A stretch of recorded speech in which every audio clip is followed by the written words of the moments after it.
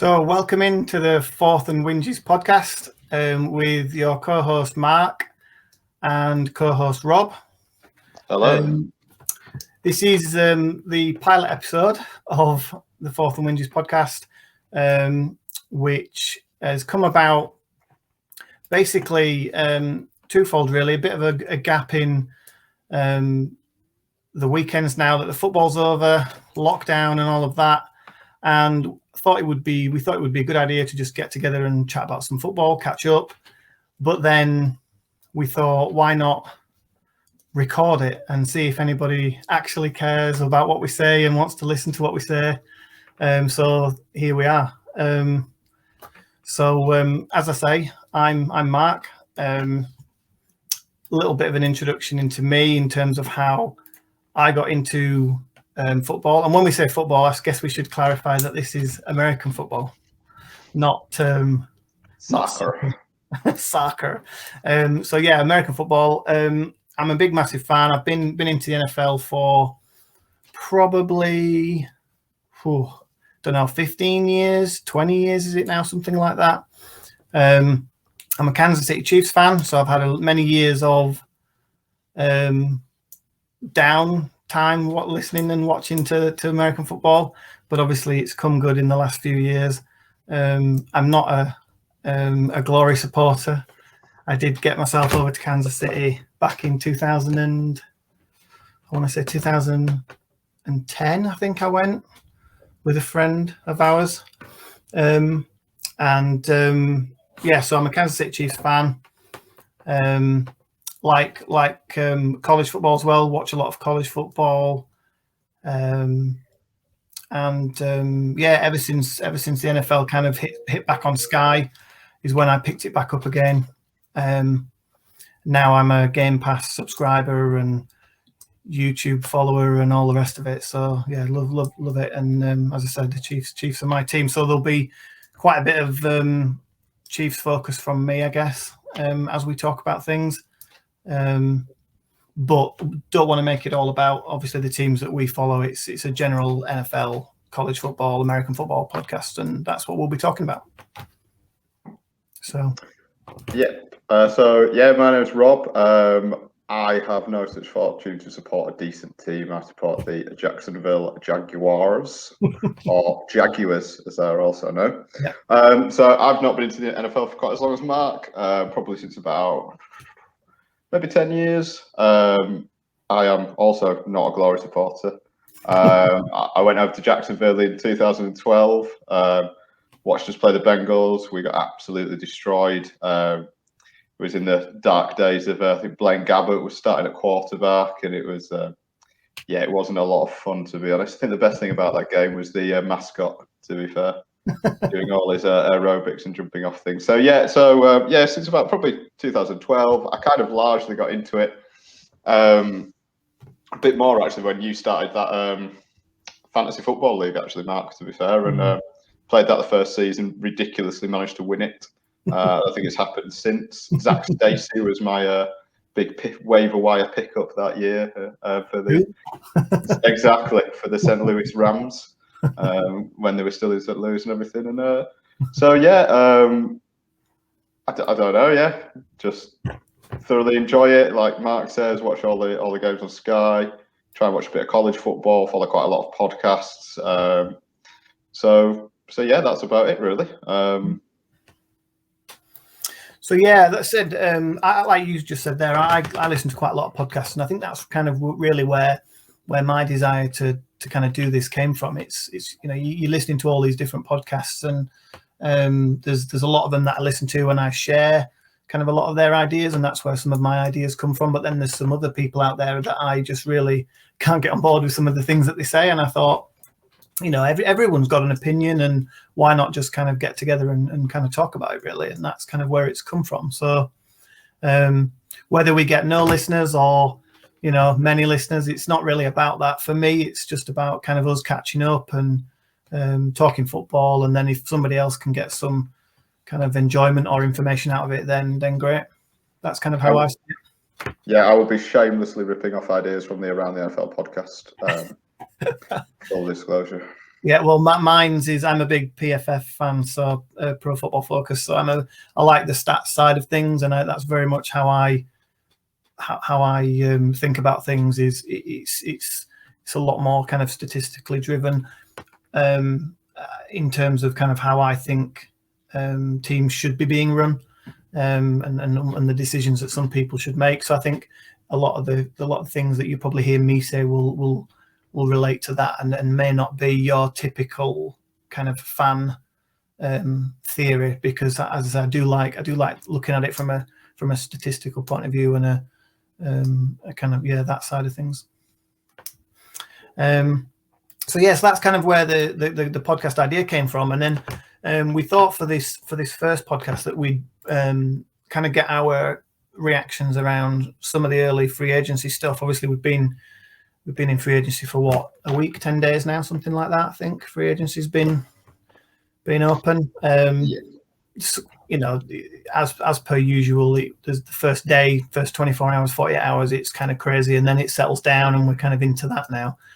So I think some of the things that I kind of jotted down happened in the first few days mainly, and some of the stuff I kind of wanted to talk about, touch on good, bad, and the ugly. I think you've got some ideas and thoughts yourself, Rob. So yeah, I think we were joined up in some regards. You what? Sorry, we were quite joined up in some regards. Yeah, no, absolutely. I think there's quite a bit of crossover, and I think we do, don't we? I think we tend to think similarly with regards to certain stuff and whatnot. So it's probably why we can't ever agree a trade in football. Because we both want to. We can't pull the deal over each other's eyes, can we? No. So yeah, we thought we'd talk about some kind of free agency stuff, best and worst moves as we see things, and then we just going to touch on more of a Jags and Chiefs angle, just to see if there's anything there you want to talk about Jags specific. I've got a couple of thoughts on the Chiefs specifically and what I'd kind of hope they might do versus what they've done, etc. And then I've touched on fantasy football very briefly there. I think what I'd like to do over the coming weeks is talk about that kind of side of things, because fantasy football it's different, obviously, to the real thing, but it's still really good to talk about. And obviously, we've got a couple of leagues that we're involved in together, Rob. Don't know if you're involved in any other ones aside from those two, but I'm just in the two for me. One of which I'm the commissioner for, which is a startup Dynasty League, which is so anyway, I want to talk about that a bit later on, so we might touch on that. And then Friday in the NFL was a bit of a crazy day with the two kind of big trades at the top of the draft. So I thought we might again just touch on that briefly. So that's kind of going to be what we talk about today. So with that, I guess, do you want to start us off, Rob, with either best, worst, or whatever you wanted to kind of hit on really with free agents? Yeah, should we start off with a positive, shall we? Sure. Try and start positive. I'm a big Ryan Fitzpatrick fan. I think the footballer, but also the man and the beard and just everything about him. Really, I think he's a fantastic bloke. So I love the fact that he's gone to Washington. I love the fact that he's got a chance to be that he's in effect the starter at the moment. I don't think he's been a starter since 2016 with the Jets, maybe that second season with the Jets. For him to be age 39, thought his time as a starter would come to a close, and then here he is. I think it'll make the Washington football team so much more watchable. You know what you get with Fitzy. He's lobbing bombs down the field. He's bowling people over with his ridiculous rushing attacks and everything, and he's just going out and he's just having a lot of fun, basically. So I thought that was, just great to see him. He's got Terry McLaurin there that he can utilise, that he can use. He's got, I know you sort of want to touch on it as well, Mark, but he's, picking up Curtis Samuel from the Panthers as well, giving him a couple of weapons. You've got Antonio Gibson there in the backfield, so he's got a much better rushing attack than he's had. Got Logan Thomas at tight end. He had a bit of a breakout season last season. He's got the core of a good team, and it'll be. I think he will do really well, and it'll make them a lot more watchable. Like I say, I mean, it's an interesting division. Well, it wasn't last year, but it'd be interesting to see who wins. Obviously, with Dak coming back and everything, but I don't see any reason why the football team couldn't repeat. I don't know what your thoughts are. No, absolutely. Yeah, no, that was definitely one of the things I noted down was Fitzmagic in Washington. Like you say, I think it's not just him as a footballer. I think somehow he's obviously been in the league for what, probably must be coming up to what, 15 years, I think, like that. However many years, it feels like a long time, and he's been to however many teams he's been at now, and I'm sure he holds a record for 9, I think, touchdown passes at different teams or something like that, or wins at different teams. He's been very much the typical journeyman, hasn't he? But yeah, he's got better and better to watch throughout the years, and I think I almost feel sorry for him, because in a way that he gets to a team and he's always told, yep, you're the starter, but he's always on a team where there's either a rookie that gets drafted or something happens, and then before you know it, even in some instances like last year, personally, I thought he was playing well when he got dropped, and I think it's probably, if you think about it, I mean, he's 39 years old. It's not like he's got 5 years. It's not like he's going to be part of their 5-year plan or anything as such. But it is good, like you said, he's one of the best 32 quarterbacks in the league, in my opinion, and therefore he should have a job. And I'm looking forward to seeing what he does, because, like you said, not only with the people you picked out on offense, but defensively, they're one of the best teams in the league, and with some half decent quarterback play, they should be able to compete, if not win, that division next year, I think. I only really see Dallas as a competitor, and that's only if Dak comes back and plays as well as he did last year. Yeah. So I think it'll still be a close division. I think the Eagles I don't rate personally because of their quarterback situation. Joe Flacco, man. Exactly. And the Giants for me, again, they could come close. Again, if they have good quarterback play, they've got some good pieces with Barkley coming back as well, and so I think it'll be a competitive division again. Hopefully, fighting for more than 4 or 5 wins. But even that in itself last year brought kind of some level of interest, didn't it? Who's gonna get that last playoff place with 4 wins or 5 wins or whatever it was? That was incredible. Yeah. But definitely looking forward to watching how Fitzpatrick gets on. Well, I know you like a stat, Mark. Go on. So since 2018, he has a PFF grade of 83.2, which ranks 15 among 32 qualifying quarterbacks across the league. Dak Prescott's over that 3-year period was 83.9. Yeah. Dak's obviously earning £126 million guaranteed from the Cowboys, so it kind of puts into perspective. He does, and I think what it is with him is, I think he's very much your gunslinger, isn't he? He's going to throw touchdowns, he's going to throw for a lot of yards, but he's historically thrown interceptions. He's been on bad teams at the end of the day, absolutely. I think if you look at the stats and you look and you compare him, as I say, he's definitely one of the top 32 quarterbacks and should be a starter. His age is obviously not helping him, and he won't have that many years. So hopefully he can go out there and play really well this year, even if this is his last starting gig. So, do you want to hit me with something you've liked, hated, or something? Yeah, I'm going to start with the first thing I noted down, and that's the Patriots. Now, obviously, as a Chiefs fan, I obviously have my own feelings about the Patriots over the years, and everyone hates the Patriots. Exactly. But I do need to say that this isn't me coming at it again from the fact that I don't like the Patriots. I have a lot of respect for Belichick. I think he's a fantastic coach, and everything. But the Patriots, because of Belichick and his history and how good he's been, I think they kind of create their own narrative sometimes that wouldn't be the case for other teams and other people. And for me, yes, they've been busy. They've signed a lot of people, and and some of the players they've signed, I think, are half decent players. But that's what a lot of them are to me. They're middle of the road players, and they're paying them a lot of money. Now I know they had a lot of money to spend, and that's fine. But to me, it almost felt a bit like Belichick just didn't really know what he was doing, and it just seems all a bit desperate to me. It really does. I'm going to try and find the list of players now that they've signed, because it's quite long. So Cam, and I'll talk very briefly, I'll run through a few of them. I mean, Cam Newton, they brought him back. I guess that was inevitable. Fine, yeah. It is what it is. I'm not a massive Cam fan. I've never been a massive Cam Newton fan, to be honest. And I don't think he fits personally, like the way he plays. I don't think he's a fit for the Patriots.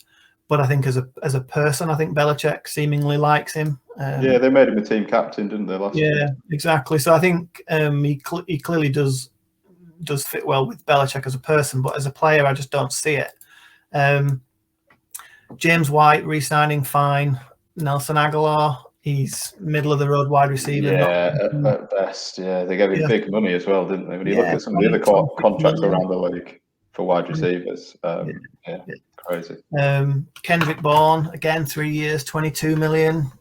Who's Kendrick Bourne? I mean, I know of him obviously, but is he? Yeah, I guess it speaks to the fact that they've got N'Keal Harry as their number one wide receiver, I guess, doesn't it? But not for long, I don't think. No. I wouldn't surprise me if they released him. To be honest, he's done. Absolutely. Apparently, a few teams have been sniffing around him to see if he's available. So I heard, but if he'd have been picked in the 3rd or the 4th round instead of 31 was he picked at? Yeah, I think nobody'd be interested. But he's got Corey Coleman. I liked him in college. I liked him coming out, and I thought it was a decent pick at the time. But I mean, he's done nothing, has he? And nope.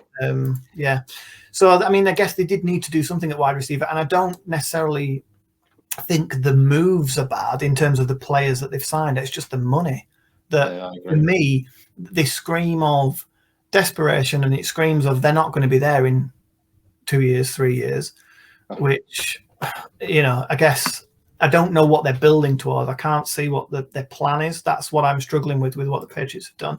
They've brought in 2 decent tight ends again. I don't think that they've done bad in terms of the players that they're signing here, Hunter Henry and Jonnu Smith, but nearly £80 million. Sorry, nearly 90 million.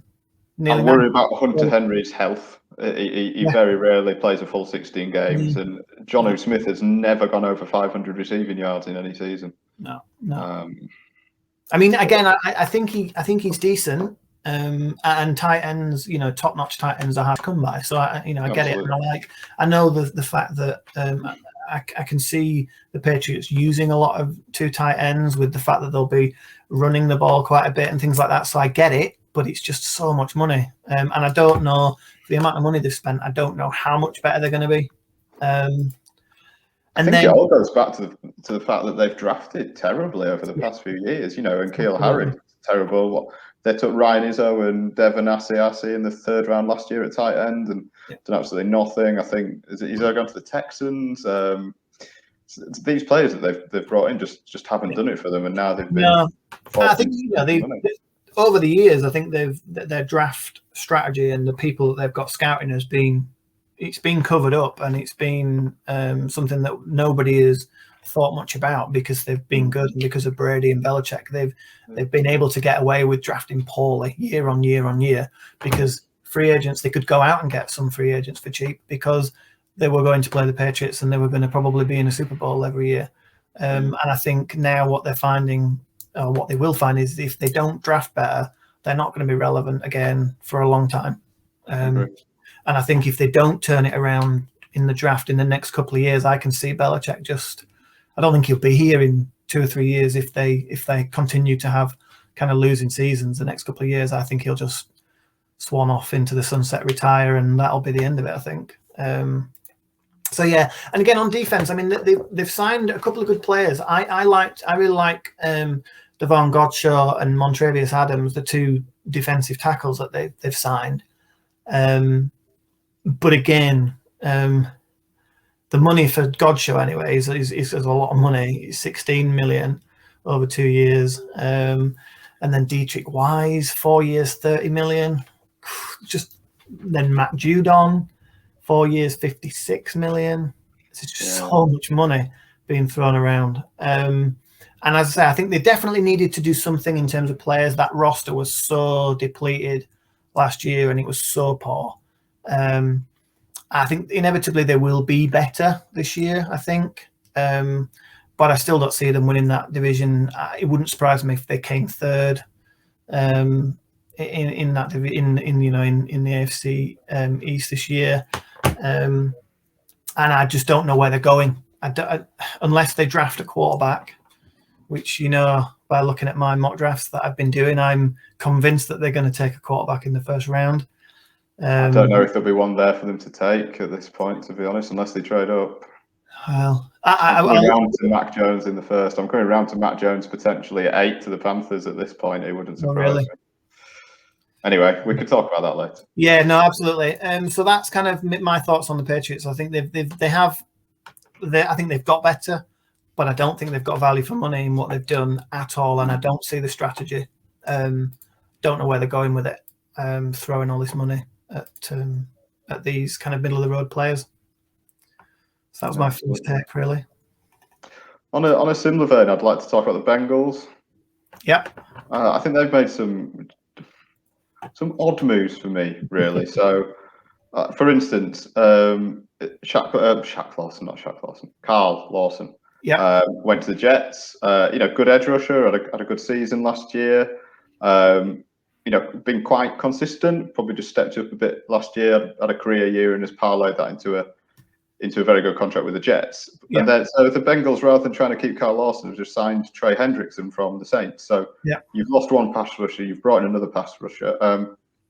Hendrickson, I think, was a 5th round pick. He'd done nothing sort of the previous few years, and then last year he went mad and got a load of sacks. And sacks aren't everything, as we know, but had a really good season. I don't know how they've got better there, really. It just seems weird, and also I think they lost William Jackson as well and signed Mike Hilton at cornerback. So again, they've lost a cornerback, signed a cornerback. Yeah, what's going on there? They brought in Riley Reif at tackle. I mean, I don't think that precludes them from taking the tackle in the draft. I can't imagine it would do. You could slide Jonah Williams to guard or something, but rather than building strength on strength, I just think they've lost players they could have kept and then just replaced them. It just seems an odd strategy. Yeah, I think a lot of teams seem to do that. I find that it's almost like I don't know, people unless they've got an absolute superstar on their team and they want to pay him all the money under the sun, teams find it hard seemingly to offer their own players kind of middle of the road contracts. It is how I see it. Unless you're a team like the Patriots over the years have been, where they can seemingly get discounted players because players realize they're going to be playing for a ring. I think if they're not, players seem to be of the mindset that, well, if I'm going to get X amount of money over here, I'll go there. And I agree with you. I think there's no way for me that Hendrickson is even equal to Lawson. No, I'd have Lawson any day of the week. You could have paid them. I think the contracts are similar in terms of amount. Riley Reif. Don't get me wrong. They need a tackle. Does that point to the fact that they're not going to draft a tackle at the top of the first round? Potentially, like you say, you're saying they absolutely could still take one, but for me, I don't know. I think it might mean that they won't, and they'll go somewhere else. Mike Hilton as a player, I actually really like Mike Hilton. I think. Oh, absolutely, but I just don't know what they've gained. Yeah, no, absolutely. Like you say, it's one in, one out, and they're kind of they're at the same sort of level, aren't they? What they should have been doing is trying to keep Jackson and signing Hilton. That's what they should be doing. And I think from memory, I don't have the numbers in front of me, unfortunately, but I'm pretty sure the Bengals had a bit of cap space. Certainly that you would have thought they could have kept the likes of William Jackson, but so I agree with you that the Bengals, they kind of seem to have treaded water. Really, they've not done anything standout really. And to me, if you're going to bring in a tackle, go and get Alejandro Villanueva, or go and get one of these, higher tier tackles than a Riley Rice, to be honest. I think for me, he's. I mean, what they're giving him? It's just a 1 year deal, $7.5 million. Yeah, I think you're probably right. It probably doesn't mean they're not going to take a tackle. They still need to take one, I think, don't they? Oh, yeah, they can't afford to have. No, I mean, we saw what happened last season, didn't we? And it's their franchise, isn't it? So absolutely. I wanted to. I'm going to stay in the AFC East, and I want to talk about the Jets. Because the Jets have been a bit of a laughing stock for quite a while, really, in my view. They've been very poor for a number of years, and for any Jets fans out there, even that fireman guy who goes to all the games, he stopped going. It got that bad recently. I forget his name, but they've been a bit of a laughing stock. But I think quietly they've had a half decent off season, and I think as long as they do what I think they should do in the draft at number 2, which is take Lawrence or Wilson, whoever's there, at number 2, because if you believe some people out there, Lawrence isn't a lock to go number 1 anymore after that amazing pro day on Friday. So no, in all seriousness, if they don't take Zach Wilson number 2, I just don't even know what to say to the poor Jets fans. But I think if they go and take who I consider to be the best quarterback in the draft, I think if they do that, along with some of the signings that they've made, I think they're going to be vastly improved. And I'm really looking forward to watching them this year. Really looking forward to watching them. So specifically, I really like the Corey Davies signing. They clearly needed, I think, to upgrade wide receiver. And I think, although Corey Davis, he's probably not a number 1. He's more like a number 2, or he certainly has been at the Titans. Since Corey Davis has got better since AJ Brown got to the Titans, and Brown became the number 1. Corey Davis could be the number 2, and I think there wasn't that pressure on him. And I think he's played really well the last couple of years. I think in that offense, which isn't is more run heavy. He's still performed well, and so I think that's a really good signing. They were on the other side of this Carl Lawson deal that you mentioned before with the Bengals. I think Carl Lawson's a decent player, and I think 3 years, $45 million. I think is a decent signing, and I think and then also one of my favorite defensive tackles that was in free agency, Sheldon Rankin's 2 years, $17 million. I think he's a really, really decent player. I think he's had a few injury problems that are a little bit of a concern, but I think if you can keep him healthy, I think he's a really good player.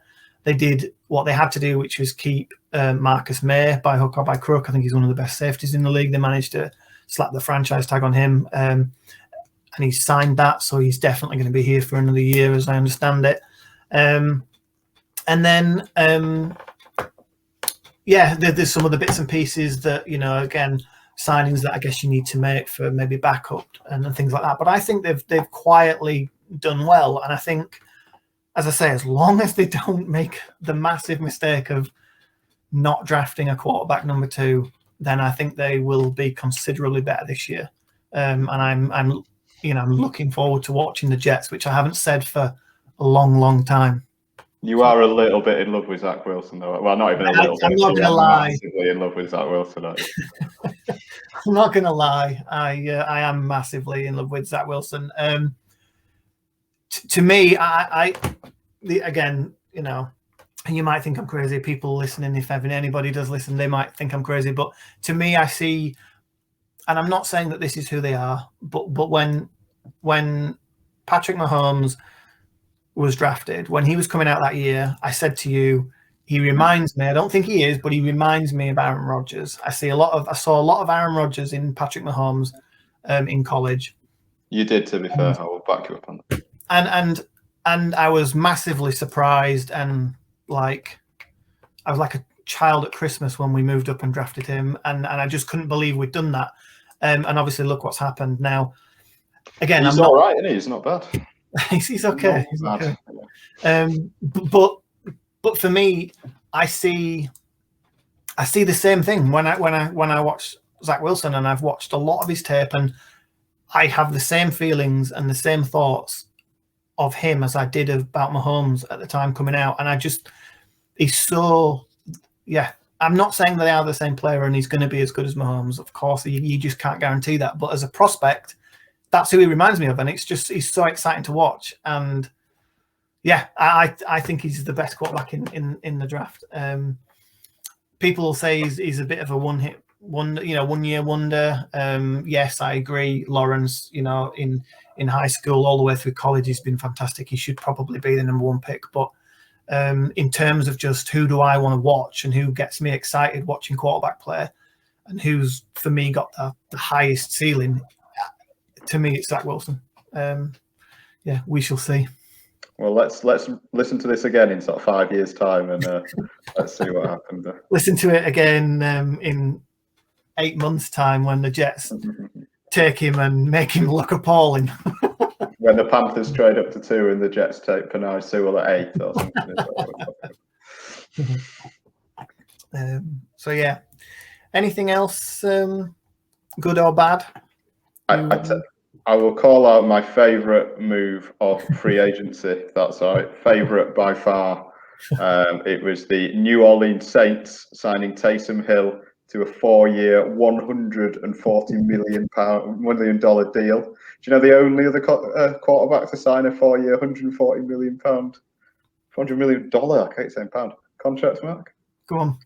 Russell Wilson. That's the levels that the Saints are expecting from Taysom this season. Handing him over all. I'm joking, of course, because that contract is absolutely ridiculous. I've looked into it, and it basically works out at 1 year at $12.1 million. I still don't quite get it. It's clearly just fancy accounting, isn't it? And it's these void years and everything, isn't it? So it's. But I think it's interesting because why is Sean Payton doing that? Why there seems to be this kind of ongoing joke about Sean Payton and the fact that he absolutely loves Taysom Hill, and there seems to be a little thing. Apparently, that $140 million is the same amount of money that Steve Young made in his career or something. Oh, right, okay. And that's who he compared him to at some point or something like that. So they reckon it could be Sean Payton trying to be funny and just saying, look, I've compared you to Steve Young in the past. This is how much he made in his career. We're going to sign you to this 4-year, $140 million. But actually, yeah, you're just getting $12 million. I've just looked it up. His base salary next year is $1 million. Signing bonus. I think they gave him about a $14 million signing bonus, but that's split over the next 5 seasons.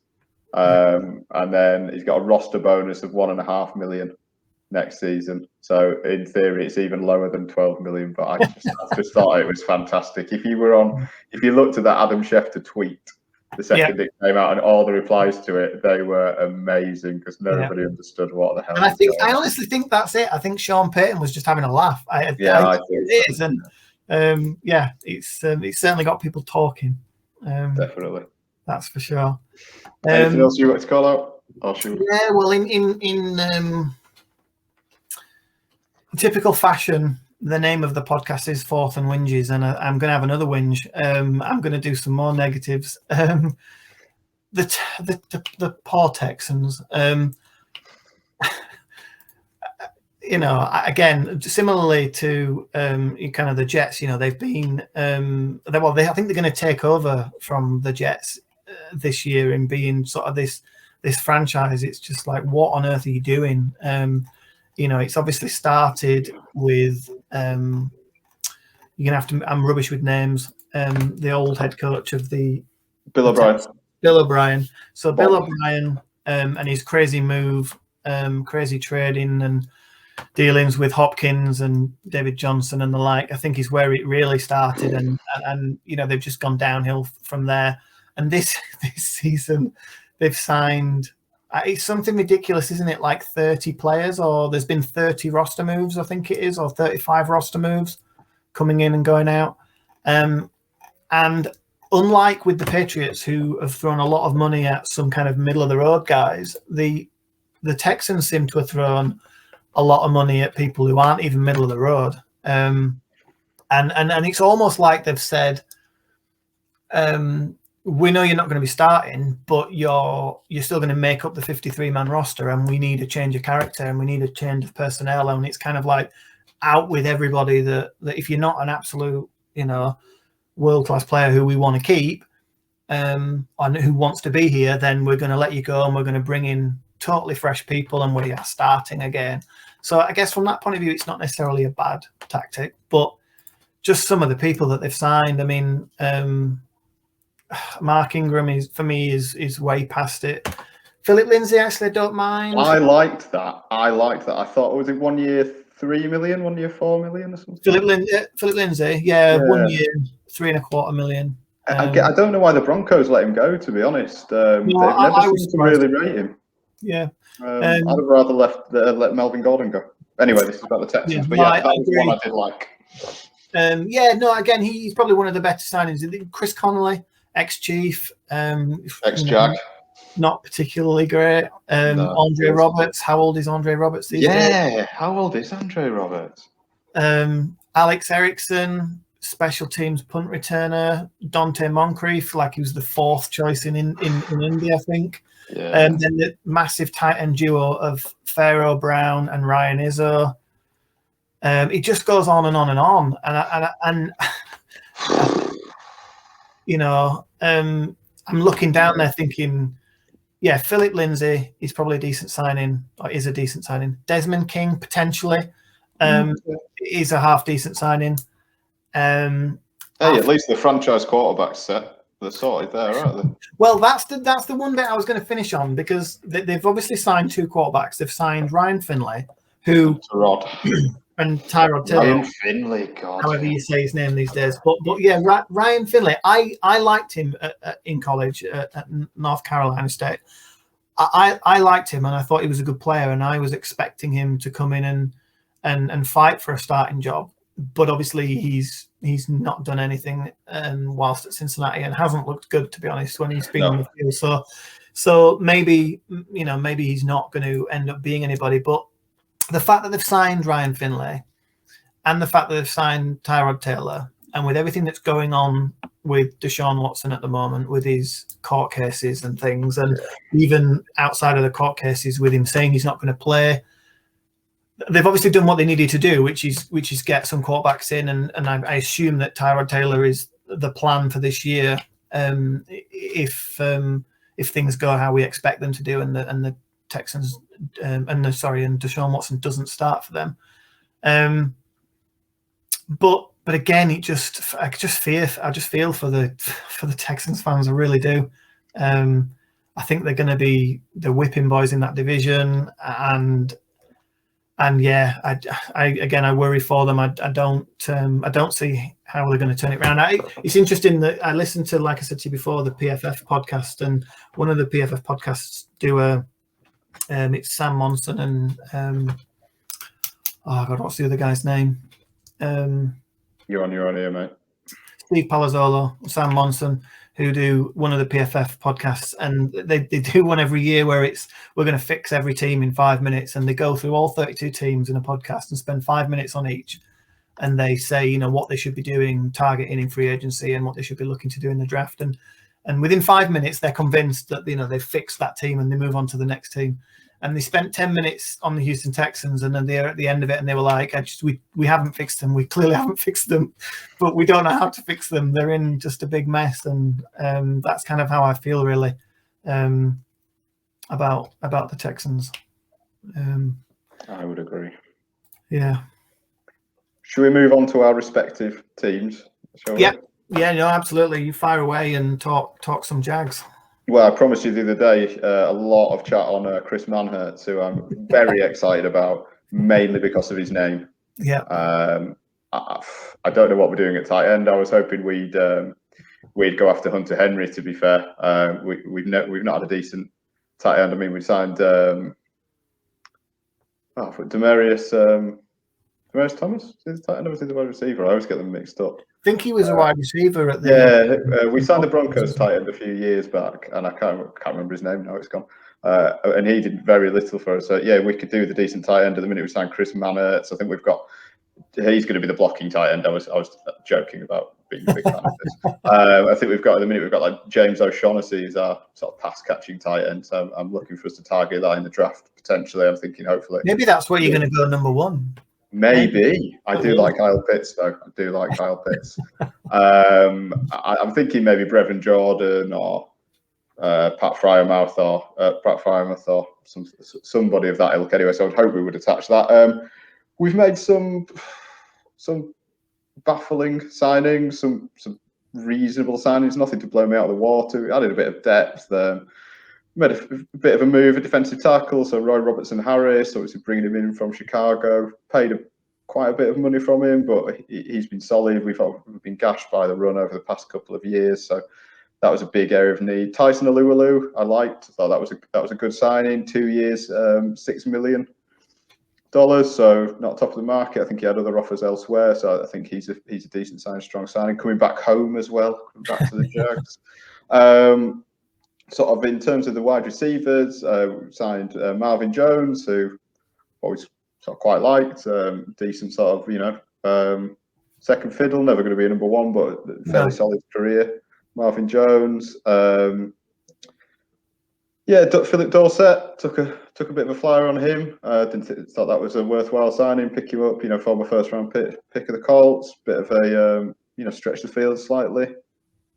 Nothing too badly wrong there. Shaquille Griffin was obviously the big major money signing. I don't think he's that amazing as a cornerback, but he was probably one of the top 2 or 3 sort of available in free agency. We had the money to spend, so I've not really got any problem with overpaying for him. It helps solidify a position that we were desperate for help at, that we've struggled at since the glory days of like Bouye and Jalen Ramsey. We signed Jamal Agnew, was the one I wanted to talk about. Basically a punt returner, 3 years, $21 million. That's the one I was going to call. What are we doing? Yeah, it's absolute insanity. I think to me that's got to be an Urban Meyer college football. I've got some space for you or something. Otherwise I don't get it at all. He was a defensive back a couple of years ago, and he's only just just switched to wide receiver. It's a lot of money. Yeah, no, I think the wide receivers seem to, for how strong this draft is at wide receiver. I am surprised about some of the money that some of the wide receivers got. Absolutely. I mean, I had to kind of do a bit of a double take and, to have a bit of a look for him because I wasn't even sure particularly who he was. I'll be honest with you. When I saw that 21 million, I'm like, why do I not really kind of know who this guy is? If it had 2.1 million, I'd have probably been all right with it. Exactly. Yeah. I think Marvin Jones is half decent. I think he's getting on a bit now, isn't he? But he's certainly a half decent player. I think for me, the signing the signing that I like the most is your cornerbacks. The fact that you were able to get Griffin, who like you said was one of the better cornerbacks available, and also re-signing Sidney Jones. I love Sidney Jones, and I was very high on him coming out of college. I think he's again somebody who struggled, I think, with injury. But I really rated him, and so I was kind of glad that you managed to keep him and hopefully healthy again and have another good season. Like I say, a few of the other ones are just kind of more backup, I think, or kind of rotationary. Yeah. Nothing massive there. What was your cap situation like? Did you have a lot of? We had the most money in the league. I think we had about 80 million, which is part of the reason I think we franchise tagged Cam Robinson, because on the face of it, that made very little sense. But I just don't think we wanted to be left without a left tackle. And we could afford to pay him, so why not pay him for a year and see what happens, really? I think that's how he got re-signed. Yeah. Okay. Move on to the Chiefs. Yeah, let's talk some Chiefs. Well, I think obviously going into free agency, well, I mean, I guess I'll take it back a step further. The shambles that was the Super Bowl, you know, and the fact that we lost, we were without our top two tackles going into the Super Bowl, and how much of an effect that had on the team and the way we were able to play and everything. To then find out, kind of leading up to free agency, that we'd let both Eric Fisher and Mitchell Schwartz go, our two starting tackles. I totally understand that they're both injured, and both probably wouldn't have been able to start the season, and were both, like I said, free agents, so would have probably took quite a bit, because they're both very good tackles. Schwartz in particular, I think, is probably one of the best right tackles in the league. So we would have probably cost us quite a bit to keep them, and because of the injuries, we just don't have the cap space. So I wasn't necessarily surprised that it happened, but I was worried, because I think we're picking at number 31 in the draft. We don't have an abundance of draft picks. We never kind of do. We tend not to be wheeler dealers in the draft, so we never have kind of a boatload of picks. And picking at the end of each round doesn't necessarily help with going and getting definite starters, that can come in and start from day one. And so I was really worried about the fact that we left both those tackles go. So for me, the best signing that we've made, without a shadow of a doubt, is bringing Mike Remmers back at tackle, because it's a 1-year deal. He's probably not going to be there after 12 months, maybe. But I think we needed him to come back for definite, because he's been our right tackle this year, and I think he's probably going to have to play right tackle again. We moved him over to left tackle in the Super Bowl, I think, from memory, and it just didn't go well. So I think but if we hadn't have re-signed him, we would have lost 3 tackles and a centre, and we're probably not going to get Duvernay Tardif back at guard. Rumour is that he's going to carry on doing his doctor work. Really? Even next season? Wow. Yeah, if COVID doesn't, it's not going to go away. It's still going to be there, and America is not dealing with it as well as probably some other countries. So I think, we made it 48 minutes before we mentioned COVID there. I'm quite impressed. So I think we were desperately in need to bring Mike Remmers back. I say he's not a world beater, but he knows the system, and he can play right tackle for us, and he was solid for most of the season. We then have, I think, overpaid quite a lot for Joe Tooney. Having said that, he is one of the best guards in the league. So you can't necessarily knock the idea of bringing in a top guard like that. And I think when you pair that with bringing Kyle Long out of retirement and signing a 1-year, $1.5 million deal, if you combine the two and kind of split it in two, if you like, I think it makes that an easier pill to swallow. And I think we've done a decent job there overall. I think it still leaves us with a big gaping hole at left tackle that we will need to fill in the draft. And I think I worry that we're a little bit too far down in the first round to get somebody who can hit the ground running. So, but it's not really a Chiefs thing to be moving up the draft board. So I think we'll have to wait and see. But I do think we will end up signing a tackle with that number 31 pick. Drafting a tackle with that number 31 pick. Do you think there's a chance that you re-sign Eric Fisher or Mitchell Schwartz? I think, again, I've heard that rumor. I think if they were willing to come back on because I think with the fact that we let them go, because I don't know if they were actual free agents or whether we actually let them go, and did we lose money in them? I think we would have lost through dead money. So I think if you're going to sign them back, it doesn't make that much sense to sign them back unless they're going to take big pay cuts.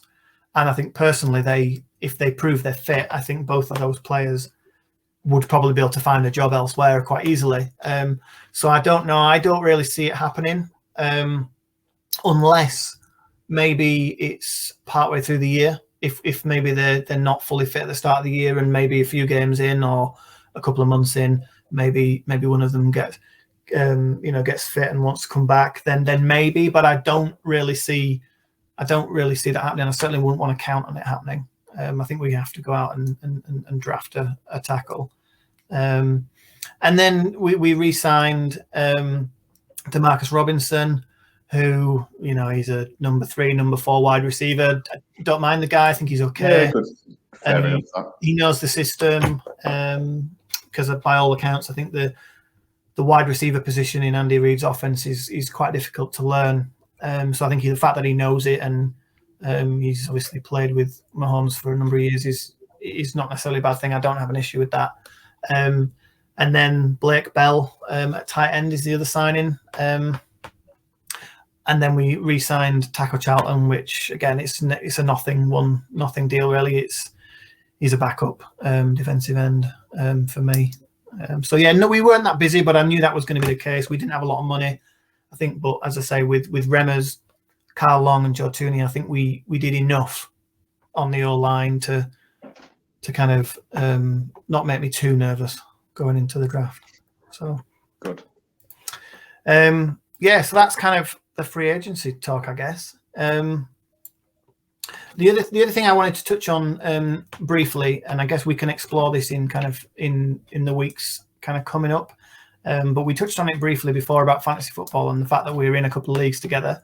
One of which is the Dynasty League that we've started up this year, which is it's not only offensive players, but it's IDP as well, defensive players.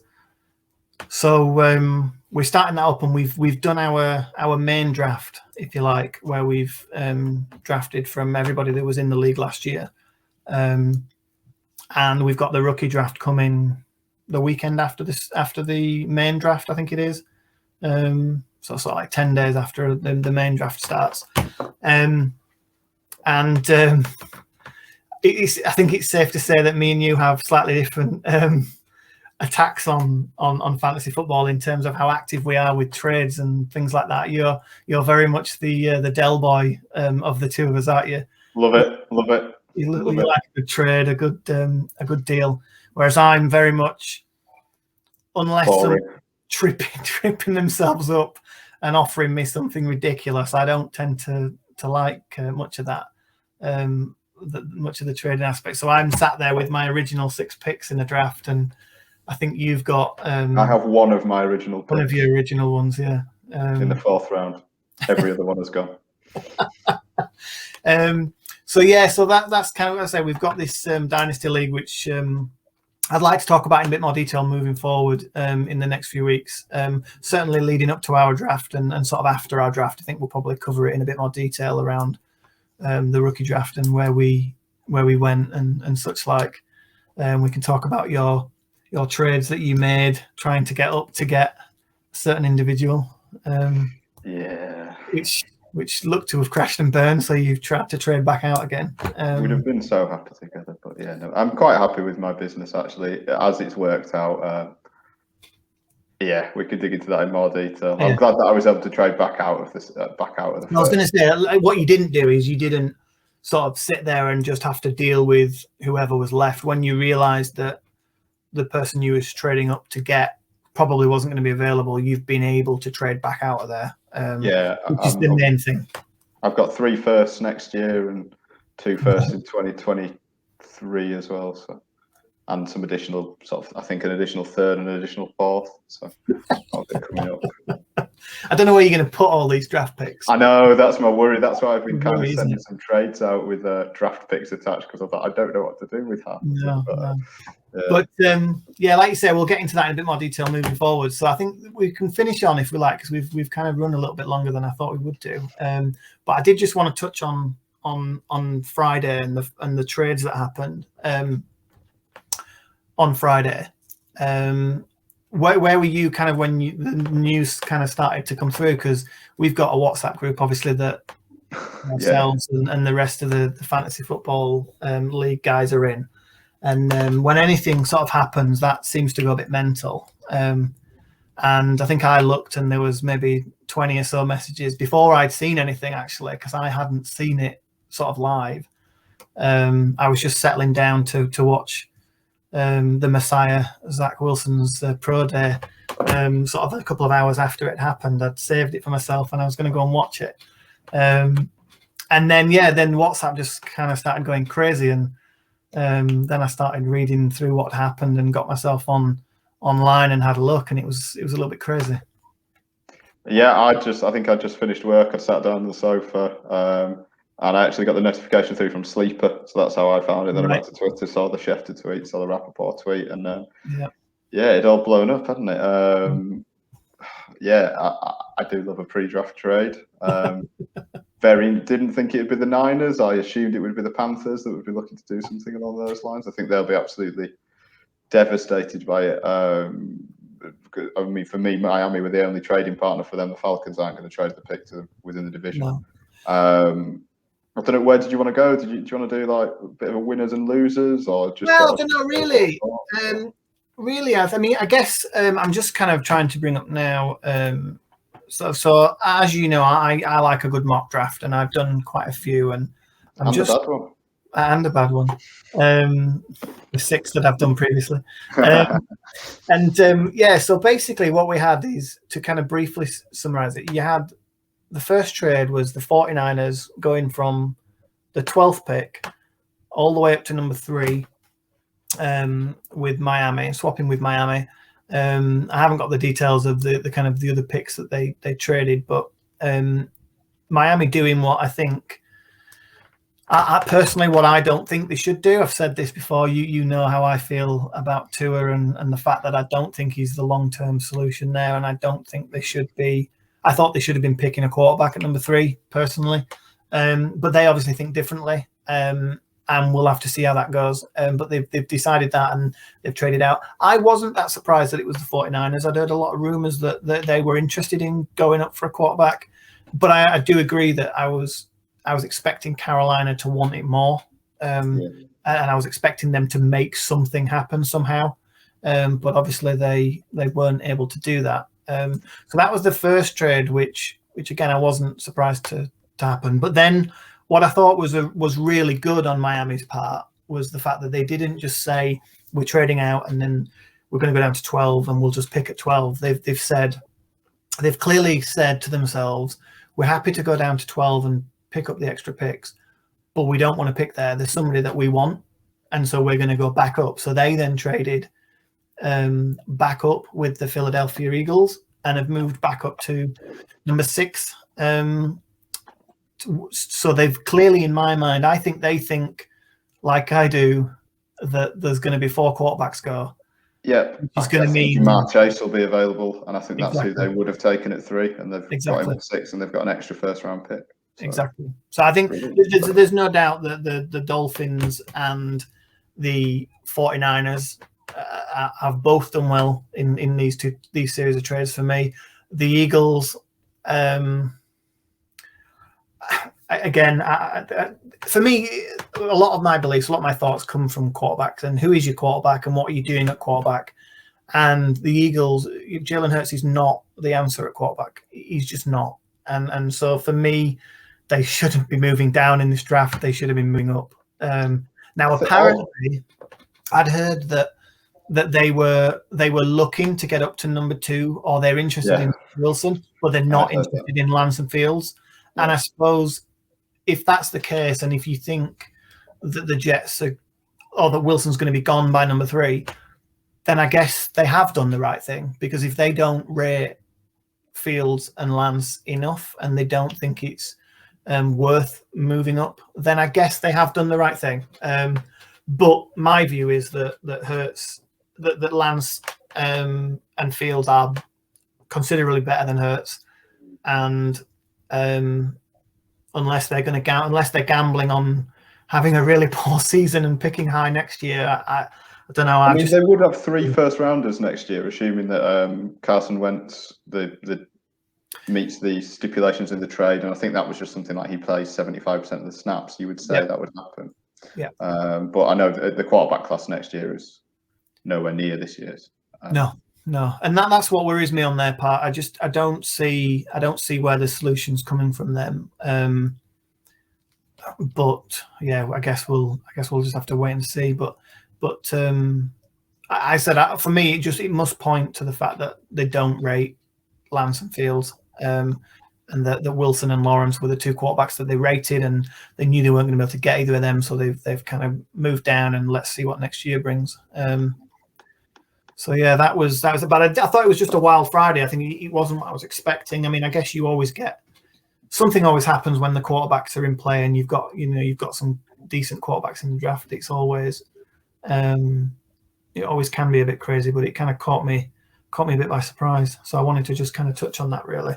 And I think in my latest kind of mock that I'm looking at, I've still got 4 quarterbacks going top 4.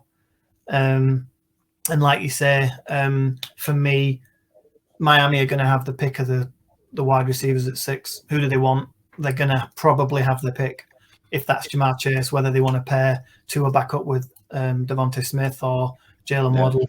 I think they'll have the pick of those 3. So for Miami, they've definitely done well. Yeah, I agree. So yeah. So anything else you wanted to cover, or should we call it a day? I think we should call it a day. We were aiming for about 45 minutes. We've just got over an hour, so let's leave it there. Yeah, I need to learn to stop waffling. Leave the people wanting more. Yeah, exactly. Rather than them turning off at 30 minutes.